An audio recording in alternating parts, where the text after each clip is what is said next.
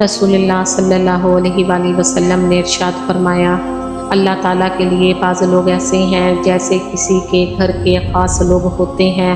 صحابہ نے عرض کیا وہ کون لوگ ہیں؟ ارشاد فرمایا قرآن شریف والے، کہ وہ اللہ والے اور اس کے خاص لوگ ہیں۔ رسول اللہ صلی اللہ علیہ وآلہ وسلم نے ارشاد فرمایا، میں نے جنت میں جھانک کر دیکھا تو مجھے اہل جنت میں زیادہ تعداد غریبوں کی نظر آئی۔ رسول اللہ صلی اللہ علیہ وآلہ وسلم جب کوئی تکلیف محسوس کرتے تو سورۃ اخلاص، سورۃ فلق اور سورۃ ناس پڑھ کر خود پر دم کرتے۔ رسول اللہ صلی اللہ علیہ وآلہ وسلم نے ارشاد فرمایا، جو شخص بحالت مرض مرتا ہے تو وہ شہید مرتا ہے اور قبر کے فتنوں سے بچایا جاتا ہے۔ ہر صبح شام اسے جنت سے رزق دیا جاتا ہے۔ رسول اللہ صلی اللہ علیہ وآلہ وسلم نے فرمایا، صدقہ اللہ تعالیٰ کے غصے کو ٹھنڈا کرتا ہے اور انسان کو بری موت سے محفوظ رکھتا ہے۔ کچھ دولت پہ ناز کرتے ہیں، کچھ صورت پہ ناز کرتے ہیں۔ جن کے ہاتھ میں دامن مصطفیٰ صلی اللہ علیہ وآلہ وسلم ہو وہ امتی ہونے پہ ناز کرتے ہیں۔ حضرت محمد صلی اللہ علیہ وآلہ وسلم بہت جلد قبول ہونے والی دعا یہ ہے کہ انسان کسی کے غیر موجود کے لیے غائبانہ دعا کرے۔ نبی کریم صلی اللہ علیہ وآلہ وسلم نے ارشاد فرمایا، صدقہ برائی کے 70 دروازے بند کر دیتا ہے۔ حضرت محمد صلی اللہ علیہ وآلہ وسلم سے پوچھا گیا کہ اللہ تعالیٰ کے رسول صلی اللہ علیہ وآلہ وسلم کون سی دعا زیادہ سنی جاتی ہے؟ تو آپ رسول اللہ صلی اللہ علیہ وآلہ وسلم نے ارشاد فرمایا، رات کے آخر کا درمیانہ اور فرض نماز کے بعد کی دعا۔ رسول اللہ صلی اللہ علیہ وآلہ وسلم نے ارشاد فرمایا، زیادہ مال جمع کرنے والا لوگ اللہ کی نظر میں حقیر ہے، مگر کثرت سے صدقہ کرنے والا اللہ کی نظر میں محبوب ہے۔ رسول اللہ صلی اللہ علیہ وآلہ وسلم نے ارشاد فرمایا، اے لوگو استغفار کرو، میں دن میں 100 مرتبہ استغفار کرتی ہوں۔ رسول اللہ صلی اللہ علیہ وآلہ وسلم نے ارشاد فرمایا، اللہ کو سب چیزوں سے زیادہ توبہ کرنے والا جوان پسند ہے۔ رسول اللہ صلی اللہ علیہ وآلہ وسلم نے ارشاد فرمایا، جب سے جہنم پیدا کی گئی ہے تب سے میکائیل نہیں ہنسے۔ رسول اللہ صلی اللہ علیہ وآلہ وسلم نے فرمایا، دنیا مومن کے لیے قید خانہ ہے اور کافر کے لیے جنت ہے۔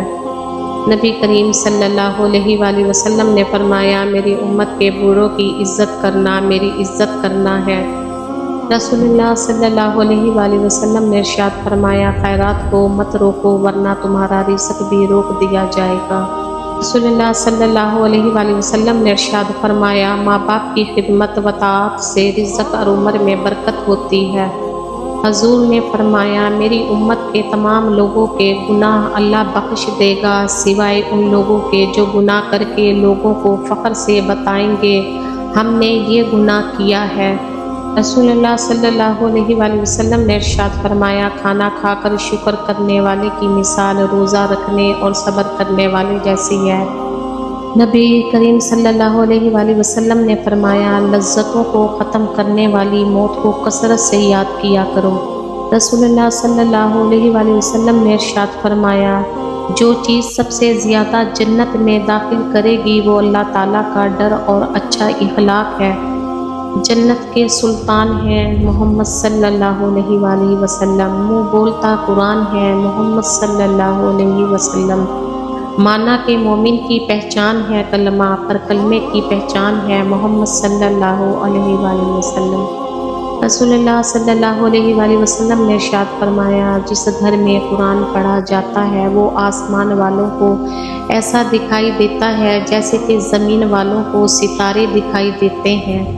رسول اللہ صلی اللہ علیہ وآلہ وسلم نے ارشاد فرمایا، خیرات کو مت روکو ورنہ تمہارا رزق بھی روک دیا جائے گا۔ رسول اللہ صلی اللہ علیہ وآلہ وسلم نے ارشاد فرمایا، 4 چیزیں آپ کو ختم کر دیتی ہیں، 1 پریشانی، 2 غم، 3 بھوک، 4 دیر سے سونا۔ آپ صلی اللہ علیہ وآلہ وسلم نے فرمایا کہ جب بندہ کہتا ہے یا رب یا رب یا رب تو اللہ تعالیٰ فرماتا ہے، لبیک عبدی، مانگ تجھے عطا کیا جائے۔ نبی کریم صلی اللہ علیہ وآلہ وسلم کی نصیحت۔ رسول اللہ صلی اللہ علیہ وآلہ وسلم نے فرمایا، تم کسی کی کمزوریوں کی تلاش میں نہ رہا کرو اور جاسوسی کی طرح کسی کے عیب معلوم کرنے کی کوشش بھی نہ کرو۔ اگر آپ صلی اللہ علیہ وآلہ وسلم نے فرمایا، اگر جھک جانا یعنی عاجزی اختیار کرنے سے تمہاری عزت گھٹ جائے تو قیامت کے دن مجھ سے لے لینا۔ حضور صلی اللہ علیہ وآلہ وسلم نے ارشاد فرمایا، اللہ تعالیٰ جس کے ساتھ بھلائی چاہتا ہے اسے دین کی سمجھ عطا کر دیتا ہے۔